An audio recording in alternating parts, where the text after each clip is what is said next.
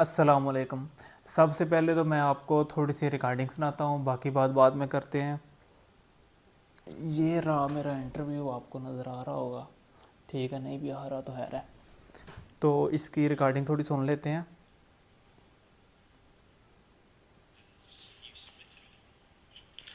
Yes, I have already submitted financial document, but if you need, I can send.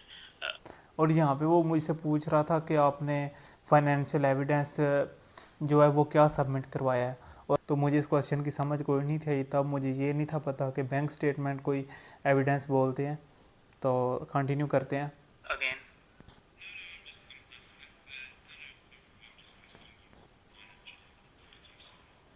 yes, I have submitted.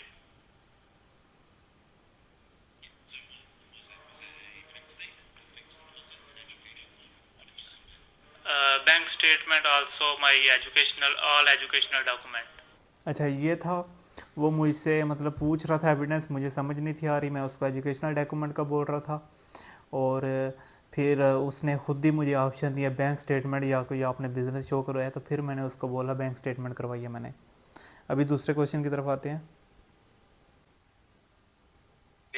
Like software requirement engineering software, I will main module. I have read the subject like.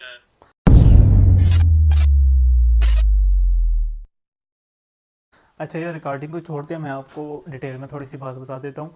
7 मार्च को जनवरी intake में मेरा interview हुआ था, और interview अच्छा हो गया था। लेकिन ये था कि तब यूनिवर्सिटी की डेट ख़त्म हो गई थी, और यूनिवर्सिटी ने मेरा जो कैश है वो विड्रा कर लिया था, और उस वजह से मेरा वीज़ा रिफ्यूज़ हो गया था।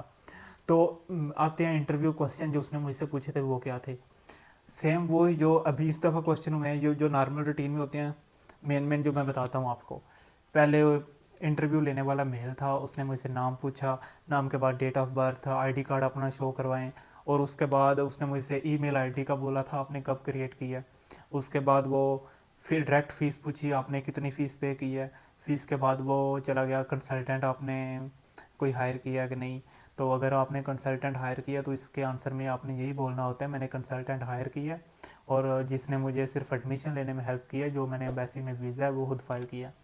अब ये चीज़, अब ऐसे भी बोल सकते हैं एम्बेसी में वीज़ा भी कंसल्टेंट ने कोई इफेक्ट नहीं करता, लेकिन सीनियर ये कहते हैं कि बोलें वीज़ा हमने खुद फाइल किया। और उसके बाद जो चीज़ है, उसने मुझसे डायरेक्ट पूछा था आपने यूके क्यों चूज़ किया। यूके का मैंने आंसर दिया उसको, तकरीबन 2-3 मिनट का जो इस दफ़ा सितंबर इनटेक में दिया था वही आंसर मैंने तब दिया था। तो उसके बाद उसका इंटरनेट डिस्कनेक्ट हो गया, वो 2-3 मिनट के लिए गायब रहा, फिर आया, फिर मैंने कहता है मैंने आपका आंसर मिस कर दिया, आप रिपीट करें। फिर दोबारा मैंने वही बोला, फिर उसने मुझसे आपने बैंगर यूनिवर्सिटी क्यों चूज़ की है। एक चीज़ मैं यहाँ पे बताता चलूँ, अवॉइड करें इस चीज़ से। आप समझ रहे होंगे मैं ओपनली नहीं बोल रहा, लेकिन यूनिवर्सिटी आप ना, मतलब इंटरव्यू जो है वो आपकी यूनिवर्सिटी पे भी डिपेंड करता है। इस पे मैंने एक डिटेल वीडियो भी बनाई है, वो भी आपको डिस्क्रिप्शन में मैं लिंक डाल दूँगा। और उसके अलावा मेरी एक यूके वाली प्ले लिस्ट है, उधर आपको यूके के बारे में जितनी भी मैंने वीडियो बनाई है वो आपको मिल जाएंगी। तो उसमें मैंने ये बताया था कि एम्बेसी का इंटरव्यू किन 4 चीज़ों पे आता है, वो लाजमी देखें।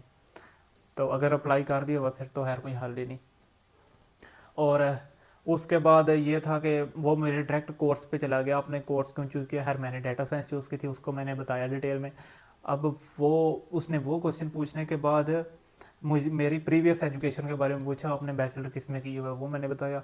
फिर वो, अब मैं ये सोच के बैठा था कि वो जो मैंने अभी कोर्स उठाया उसी के रिलेटेड सारे क्वेश्चन पूछेगा, लेकिन ये था कि इसके बिल्कुल अपोजिट हुआ सारा। उसने टोटल मेरी जो प्रीवियस स्टडी है उसको लेके बात की। उसने पूछा कि कोई आप tell me something about software engineering. तो मैंने इसमें थोड़ी सी डिटेल से बात की। खैर की हुई थी, सीजीपी पे अच्छा है तो मैं बोल सकता था।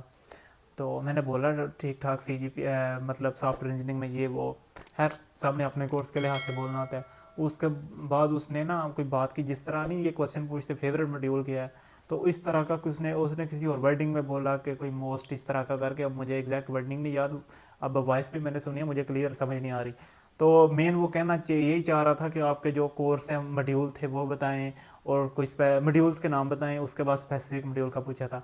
अब मॉड्यूल के नाम मैं रिपीट किए हैं 3-4, और मॉड्यूल जब मैंने रिपीट करनी 3-4 नाम बोले हैं, उसके बाद मुझे कहता है जी आपका कोई मेरे फेवरेट सब्जेक्ट वाला वर्डिंग नहीं, वर्डिंग उसने कोई और यूज़ की थी।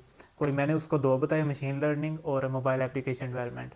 और फिर मुझे कहते हैं आप मोबाइल एप्लीकेशन डेवलपमेंट के बारे में बताएं। मैंने बताया कि अच्छा एप्लीकेशन बनाते हैं, और मैंने जो है एक रिएक्ट नेटिव फ्रेमवर्क होता है डेवलपमेंट का, वो यूज़ किया। फिर वो कहता है प्रोग्रामिंग लैंग्वेजेस कौन सी यूज़ होती हैं एप्लीकेशन डेवलपमेंट में, मैंने उसको दो तीन बताई, HTML CSS, और उसके अलावा थी जावास्क्रिप्ट बैकएंड के लिए। और उसे मैंने इवन ये भी बोला कि मैंने जो डेटाबेस है वो फायरबेस यूज़ की थी। तो वो कहता है इट्स इनफ। और उसमें मैंने थोड़ा सा ना अपना फाइनल ईयर प्रोजेक्ट भी बोला कि मैंने फाइनल ईयर प्रोजेक्ट भी खुद बनाया है, और वो भी इसी फ्रेमवर्क में बनाया। तो ये क्वेश्चन पूछ के वो डायरेक्ट आ गया मेरी फंडिंग पे। कहता है जी आपने जो बैंक स्टेटमेंट है, वो जो मैंने अभी आपको रिकॉर्डिंग भी थोड़ी सुनाई है, आवाज़ आ रही होगी आपको कि एविडेंस क्या है। एविडेंस के बारे में मैंने जब बैंक स्टेटमेंट उसको बोल दिया है, तो फिर उसके बाद कहता है अच्छा किस बैंक, या बैंक का नाम बोला। और फिर उसने मुझसे पूछा account opening date. Account opening date मैंने बताई।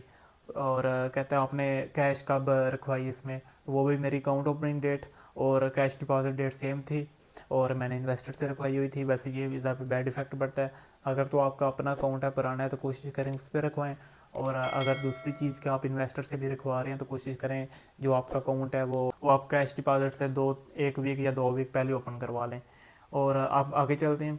मुझे कहता है अच्छा तो आपके जो स्पॉन्सर है वो कौन कार है।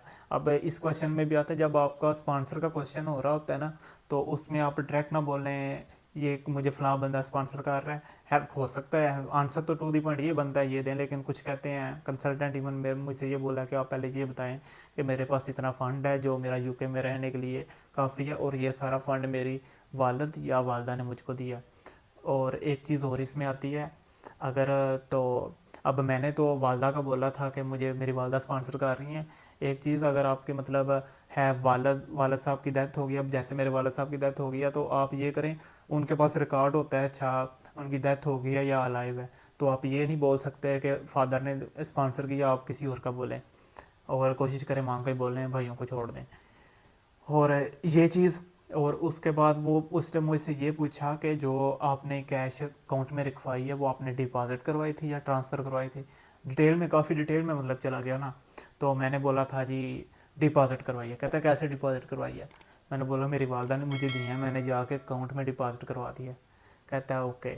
अब ये क्वेश्चन थे जो उसने मुझसे पूछे थे टोटल इंटरव्यू मेरा तकरीबन 15-20 मिनट का हुआ था, और बीच में ये था कि वो 7 मिनट आया लेट था, कुछ 7-8 मिनट उसका इंटरनेट डिस्कनेक्ट, यही क्वेश्चन थे। तो बात यह है कि आप कोशिश करें जो आपकी प्रीवियस स्टडी है उसको भी ध्यान में रखें, उसको भी बोलें कि आपने वो क्यों चूज़ की थी, उसमें मॉड्यूल कुछ पढ़ लें, मॉड्यूल में कोई फेवरेट मॉड्यूल आप बना लें, और फेवरेट मॉड्यूल जिस तरह आपने अभी आगे जो आपकी फर्दर स्टडी होती है उसको लेकर बनाया होता है। और होता सारा रस्टर सिस्टम या सब रट्टे लगाते हैं, बस ये है कि आंसर थोड़ा कन्वे करने का जो तरीका होता है वो अच्छी तरह करें। बाकी जो इंटरव्यू की रिकॉर्डिंग है जो सितंबर इनटेक में हुआ है वो इसी चैनल पे अपलोड है। और अभी वीज़ा रिफ्यूज़ हो गया है, इस दफ़ा हर इंटरव्यू बेस हुआ है, तो रिफ्यूज़ल लेटर भी शेयर है, वो भी आप देख लें ताकि आपको आइडिया हो कि ये आंसर हमने नहीं देने। तो बाकी नेक्स्ट वीडियो में बनाऊंगा कि इंटरव्यू में जो जो आंसर आपने देने हैं या जो नहीं देने। खैर मैं खुद तो रिफ्यूज़ल लेके बैठा हुआ हूँ, लेकिन ये है कि थोड़ा बहुत एक्सपीरियंस हो गया तकरीबन 1 साल से यूके के चक्रों में, तो किन किन चीज़ों से रिफ्यूज़ल आता है। तो इंग्लिश तो मेरी नहीं ठीक, लेकिन मैं उर्दू हिंदी में आपको समझा दूंगा कि ये आंसर आपने नहीं बोलने, बाकी आपकी मर्ज़ी है जो मर्ज़ी बोलें। और बाकी आज के लिए इतना ही, मिलते हैं नेक्स्ट वीडियो में, तब तक के लिए अल्लाह हाफिज़।